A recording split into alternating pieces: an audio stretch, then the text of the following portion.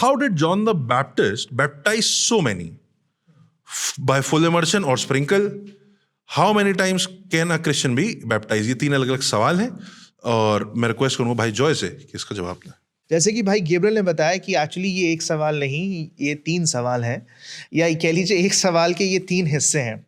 और वो सवाल क्या है कि यूहन्ना बपतिस्मा देने वाले ने स्प्रिंकल किया या इमर्स किया?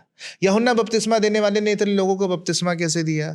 और तीसरा जो इसका सबसे इम्पोर्टेंट पार्ट है कि क्या एक मसीह को बपतिस्मा लेना चाहिए दोबारा या नहीं? यही इसके 3 हिस्से हैं। आइए इनके बारे में विस्तार से देखें। कितनी बार बपतिस्मा ले सकते हैं?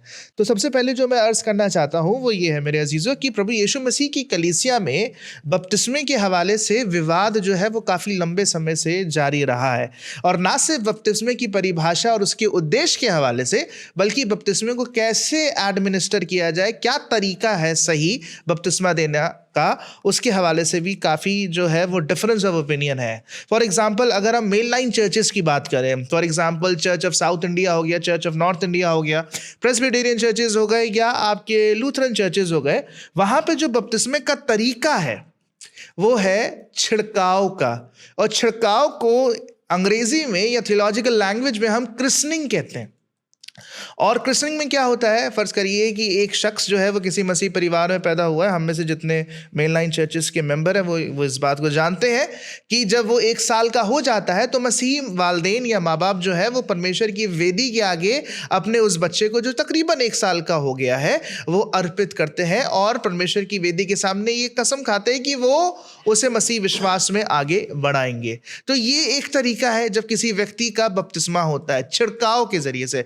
पादरी साहब जो है वो पिता पुत्र पवित्र आत्मा के नाम से उसके माथे पर एक सलीब का निशान बनाते हैं या पानी को छिड़कते हैं और वो बच्चा जो है वो परमेश्वर के कलीसिया का, परमेश्वर के वाचा का जो है वो सदस्य बन जाता है। जो दूसरा गिरोह है प्रभु यीशु मसीह कलीसिया में जो बपतिस्मे के तरीके को लेकर थोड़ा डिफर करता है क्रिस्निंग के तरीके से, वो है आपका डूब का बपतिस्मा या बिलीवर्स बैप्टिज्म जिसे हम अंग्रेजी में कहते हैं। और ये जो तरीका है बपतिस्मा देने का, ये हमें काफ़ी सारे क्या बोलते हैं इंडिपेंडेंट चर्चेज में जो है वो नज़र आता है और ऑफ कोर्स बैप्टिस्ट चर्चेज में नज़र आता है। अब इसमें क्या होता है, इसमें ये होता है, इन लोगों का कहना ये है कि बच्चे की क्रिस्निंग नहीं होनी चाहिए, बल्कि जब एक आदमी अपने क्या बोलते जब वो बड़ा हो जाए, जब उसे सही और गलत का आभास हो, जब उसे अपने पाप का आभास हो, जब वो मन फिराए, तो ही वो बाक़याम में होशो हवास बपतिस्मा ले, है ना। और ये बपतिस्मा कहाँ ले सकता है? ये किसी नदी में ले सकता है, नहर में ले सकता है, या कलीसिया के हौज में जो है वो बपतिस्मा ले सकता है। तो सवाल यह है कि यूहन्ना बपतिस्मा देने वाले ने कैसा क्या बोलते किस तरीके से जो है वो बपतिस्मा दिया? क्या उसने पानी को छिड़का या उसने डूब का बपतिस्मा दिया? अजीजों देखो, सबसे पहली बात जो मैं कहना चाहता हूँ वो ये है कि सवाल ये नहीं है मेरे अजीजों कि इनमें से कौन सा तरीका सही है। छिड़काव का जो तरीका है वो सही है या इमर्शन का जो तरीका है वो सही है। अभी सिर्फ सवाल ये है कि यूहन्ना बपतिस्मा देने वाले ने कौन सा तरीका अपनाया।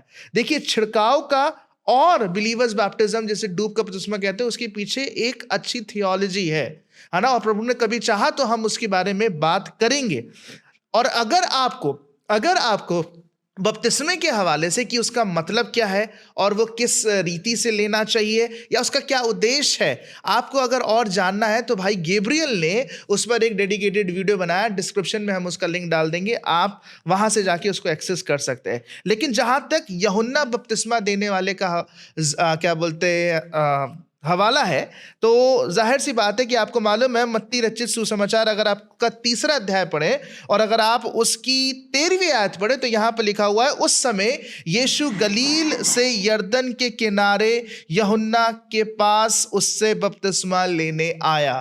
तो ये जग जाहिर बात है कि यूहन्ना बपतिस्मा देने वाले ने जब बपतिस्मा दिया तो छिड़काव का बपतिस्मा नहीं दिया, है ना। ऐसा नहीं है कि दूर देश से जब लोग उसके पास है तो वो पानी उन पर छिड़क रहा था, नहीं, वो बकायदा उनको नहर में या नदी में, यरदन नदी में ले जाता था और उनको इमर्स करता था और उस तरीके से वो बपतिस्मा देता था। और हमारे प्रभु यीशु मसीह का बपतिस्मा भी मेरे अजीजों छिड़काव का बपतिस्मा नहीं हुआ, बल्कि आपकी डूब का बपतिस्मा हुआ, क्योंकि लिखा हुआ है मत्ती रचित सुसमाचार उसके 3 बाब की 16वीं आयत में लिखा हुआ है, और यीशु बपतिस्मा लेकर तुरंत पानी में से ऊपर आया और देखो उसके लिए आकाश खुल गया। तो जहां तक यूहन्ना बपतिस्मा देने वाले के बपतिस्मे के तरीके की बात है, तो मेरे भाई मेरी बहन, यरदन नदी में डूब का ही बपतिस्मा था, छिड़काव का कोई कॉन्सेप्ट नहीं था।